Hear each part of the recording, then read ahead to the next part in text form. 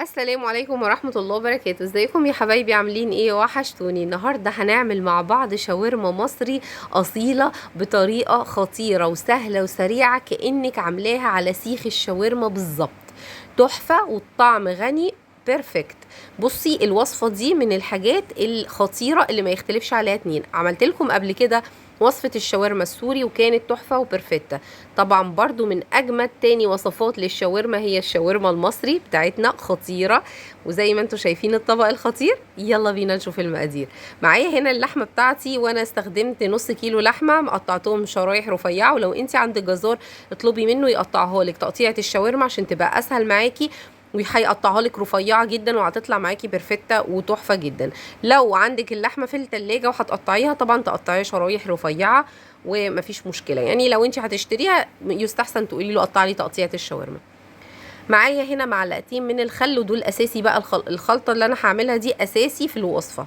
معلقتين من الخل، بصلايه حجم متوسط ضربتها بالهاند بلندر وعصرت صفتها كويس جدا في المصفى، واخدت العصير او ميه البصل بتاعتي نص كوبايه.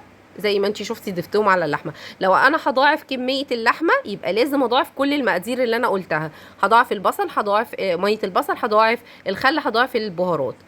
بهاراتي سهله وبسيطه. نص معلقه من كل حاجه، نص معلقه من البابريكا، نص معلقه من بودره الثوم، نص معلقه من الفلفل الاسود، ودي معلقه صغيره جدا فعشان كده بقول لك نص معلقه، ونص معلقه من السبع بهارات. يبقى نص معلقه من كل حاجه من اللي انا قلتها. نص معلقه من بودره ثوم، من البابريكا، من الفلفل الاسود، والسبع بهارات. والسبع بهارات بتغنيني ان انا اضيف بهارات تانية. لو عايزه كمان تضيفي رشه من الكمون ورشه من الكزبره مفيش مشكله، بس هي كده طعمها بيرفكت.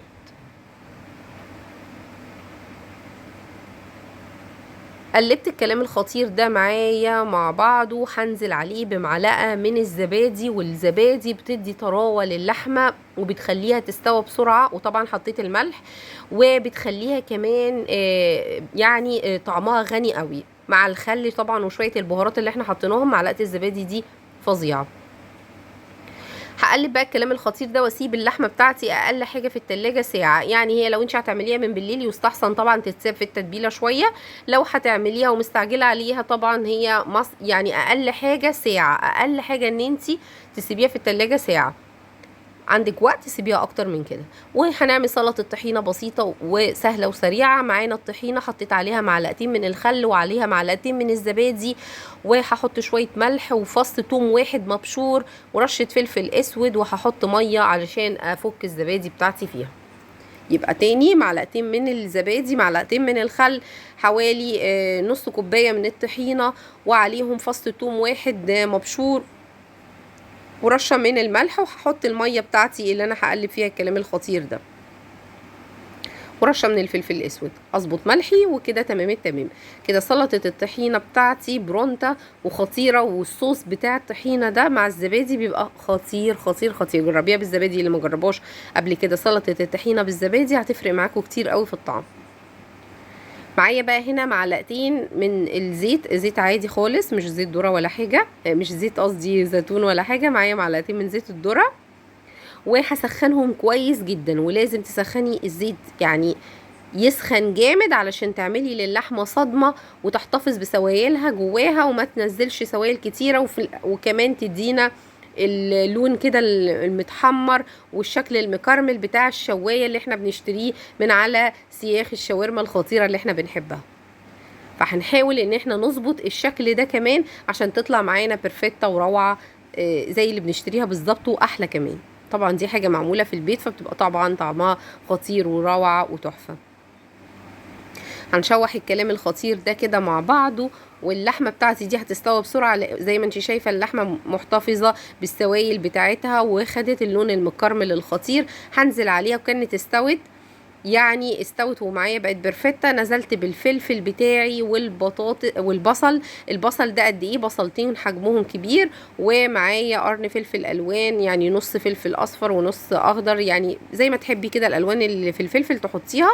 الفلفل الالوان والبصل لازم ينزلوا متاخر علشان يبقوا معانا كريسبي وما يتهروش. الشاورما المصري بتاعتنا لما تيجي تاكلي ساندوتش كده بتحسي بطعم البصل وطعم قرشه الفلفل، وكل حاجه بتحسي بطعمها. اللحمه مستويه جدا ودايبه، وكل حاجه بتبقى فيها قرشه بتاعت الخضروات، البصل والفلفل بيبقوا تحت اسناني كده بيقرشوا. رشيت رشه من الخل بعد ما نزلت بالطماطم، كان معايا كمان ثمرتين من الطماطم شايله منهم قلبهم وقطعتهم مكعبات، ونزلت بعد الطماطم بمعلقه من الخل، معلقه واحده من الخل، ودي بتدي بقى طعم خطير. ونزلت بمعلقه من الطحينه كده على الوش ورشه من البقدونس. دلوقتي كده هقلب الكلام ده واعمل بقى السندوتشات الخطيره بتاعتي. زي ما انت شايفه نزلت بقى بالشاورما وحطيت صوص الطحينه بوريكي الشكل الخطير اللي يجوع، ورشه من البريتسيمولو، وعملنا سندوتشات الشاورما المصري بتاعتنا الخطيره بصوص الطحينه الخطير اللي ما نستغناش عنه مع الشاورما المصري بتاعتنا. رشه البقدونس دي مع شويه الطحينه دول اللي بيدوا الطعم يبقى مكتمل بيرفكتو زي ما بتشتريه جاهز بالظبط. وعملت طبق كده عشان اللي عايز يغمس ويعيش حياته وياكل براحته، والسندوتشات الخطيره جاهزه وبرونتا للاكل. برونتو دا مانجاري زي ما انتم شايفين، طعم وشكل خطير. لو عجبك الفيديو تنسينيش من لايك ومشاركه، وبون ابيتي.